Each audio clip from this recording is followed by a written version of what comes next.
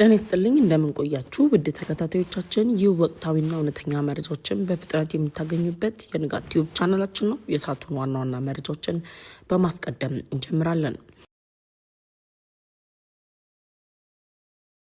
የምድር ውስጥ ፕሮጀክት በአዲስ አበባ የ2 ቢሊዮኑ አዲስ ፕሮጀክትም ይፋ ሆነ። የኢራኑ ጦርነት ለኢትዮጵያ አዲስ እድል ይዞ መጣ። ከጣሊያን የተሰማው ዜና የኢትዮጵያ የኃይል ማመንጫ አቅም በ7 ዓመታት ውስጥ ከ2 እጥፍ በላይ ማደገ። የኢትዮጵያ አርቲስቶች ከስፖቲፋይ በዶላር ገቢ ማግኘት የሚችሉበት ቀን ቀረበ። የክፍያ ስርዓት ማሻሻው የሚያመጣው ለውጥም ተገልጿል።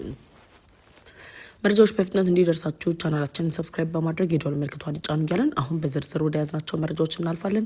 እስከ ዝግጅታችን ፍጻሜም አብራችሁን ቆዩ። የምድር ውስጥ ፕሮጀክት በአዲስ አበባ የ2 ቢሊዮኑ አዲስ ፕሮጀክትም ይፋ ሆነ።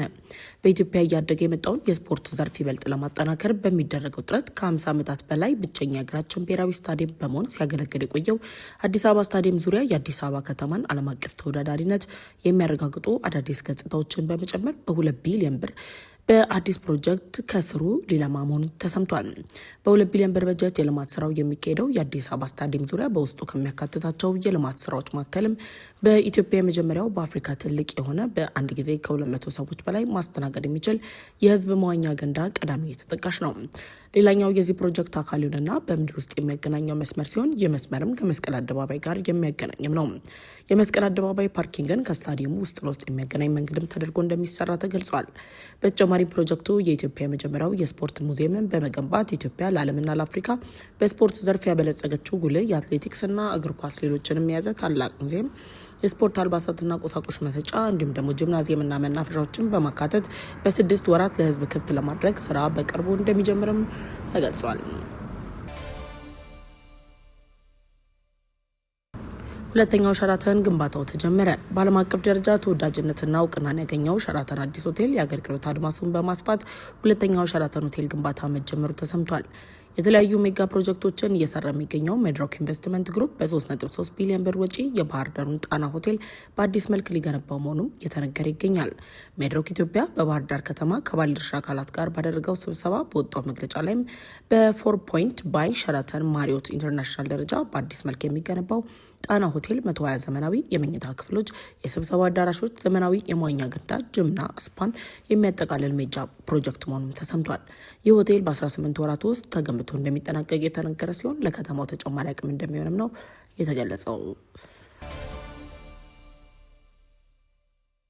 ከጣሊያን የተሰማው ዜና የተለያዩ አያላን ሀገራትን ትኩረት በመሳብ በቢሾፍቱ ዓለም አቀፍ አውሮፕላን ግንባታ በወጣ ጨረታ ላይ እየተሳተፉ ባሉበት በዚህ ወቅት ላይ የአሜሪካ መንግስት ፍላጎት ካሳየ ከቀናት በኋላ ጣሊያን መንግስትን ፍላጎት ማሳየቱ ተሰምቷል። የጣሊያን መንግስት በጨረታው ላይ ለመሳተፍ ፍላጎት ማሳየቱንም ካፒታል ዘግቧል። የኢትዮጵያ መንግስት ለቢሾፍቱ ዓለም አቀፍ አውሮፕላን ማረፊያ ግንባታ ጨረታውን በይፋ ለማወጅ በመዘጋጀት ላይ ባለበት በዚህ ወቅት ላይ የጣሊያን የኢንዱስትሪና የፋይናንስ ተቋማት ፕሮጀክቱን ለመረከብ ከፍተኛ ፍላጎት ማሳየታቸውን ተከትሎ የአየር መንገዱ ግንባታ ላይ የአያላን ተሳትፎ እያደገ መምጣቱ ነው የተነገረው።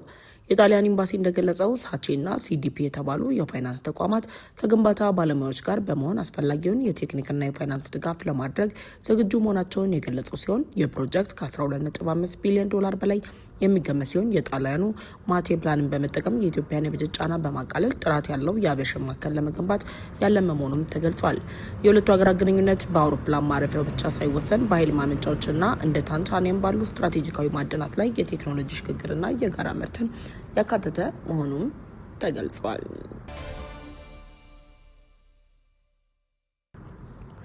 የኢራኑ ጦርነት ለኢትዮጵያ አዲስ እድል ይዞ መጣ። የመካከለኛው ምስራቅ ጦርነት መጀመር ተከትሎ ጦርነቱ ለኢትዮጵያ አዲስ እድል ይዞ መምጣቱ ተሰምቷል። የኢራን ከአሜሪካና ከእስራኤል ጋር የጀመረችው ጦርነት ለኢትዮጵያ ባመጣው እድል አማካኝነት 3 የአፍሪካ ሀገራት ለመጀመሪያ ጊዜ የኢትዮጵያን አልሙኒየም ለመግዛት ጥያቄ ማቅረባቸው ነው የተነገረው። የኢትዮጵያን የአልሙኒየም ምርት ተፈላጊነት የጨመረው በሆርሙዝ ባህረ ሰርጥና በቀይ ባህር አካባቢ ያለው የጸጥታ መታወቅ ሲሆን ለዓለም አቀፍ የመርከብ ትራንስፖርት መስተጓጎል ምክንያት በሆነበት በዚህ ወቅት ላይ እንደ ግብጽ ያሉ ሀገራት ከስዊዝ ካናል የሚያገኙት ገቢ በቀነሰበትና ኢኮኖሚያቸው በተዳከመበት በዚህ ጊዜ ይህ ለኢትዮጵያ የማኑፋክቸሪንግ ዘርፍ አዲስ ኤክስፖርት እድል ይዞ መምጣቱም ተሰምቷል።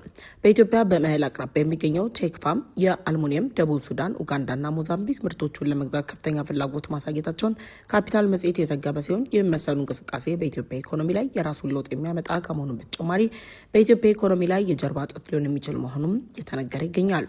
የአፍሪካ ሀገራት ፊታቸውን ወደ ኢትዮጵያ ለማዞር ያስገደዳቸው ከቻይናና ከሌሎች የኤዥያ ሀገራት የሚገቡ ምርቶች በጭነት መዘግየትና በዋጋ ንረት ሳቢያ መቸገራቸው የምስራቅ አፍሪካ ኮንስትራክሽን ድርጅት ፊታቸውን ወደ ቅርብ አቅራቢዎች እንዲያዞሩም እንዳስገደዳቸው ነው የተገለጸው።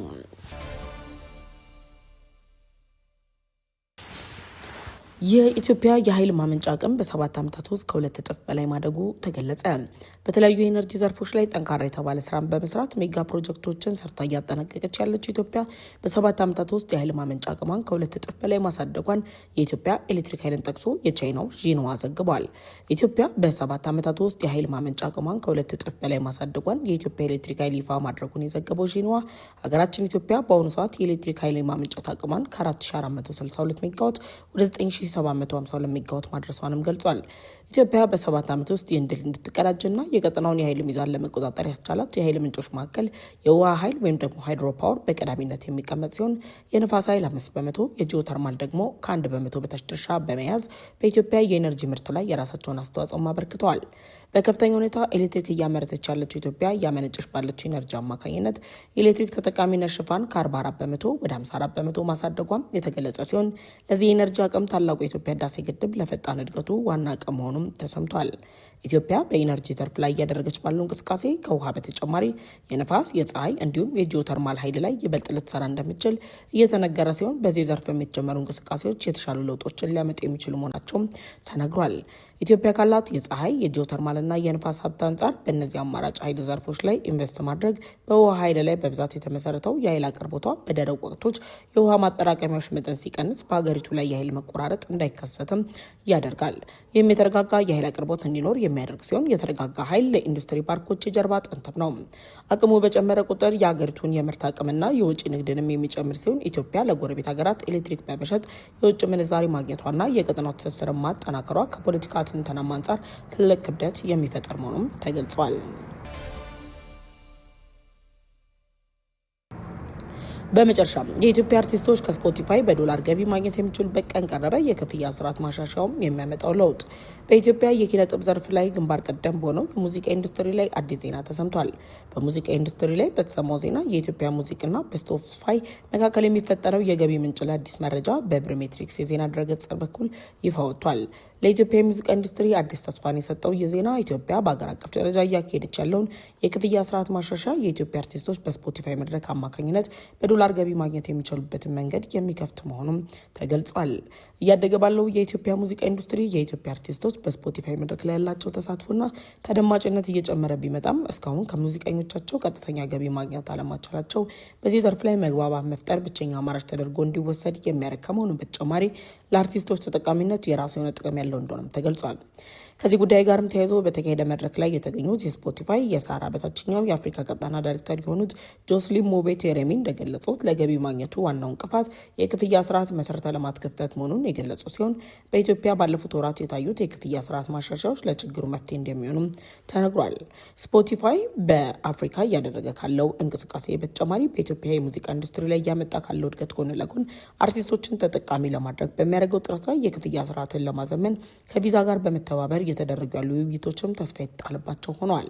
ስፖቲፋይ በአፍሪካ ባለው ተሞክሮ እስካሁን እንደ ናይጄሪያ፣ ደቡብ አፍሪካና ኬንያ ባሉ ሀገራት የክፍያ መሰረተ ልማት በመሻሻሉ አርቲስቶች ገቢ ማግኘት መጀመራቸውም ተነግሯል።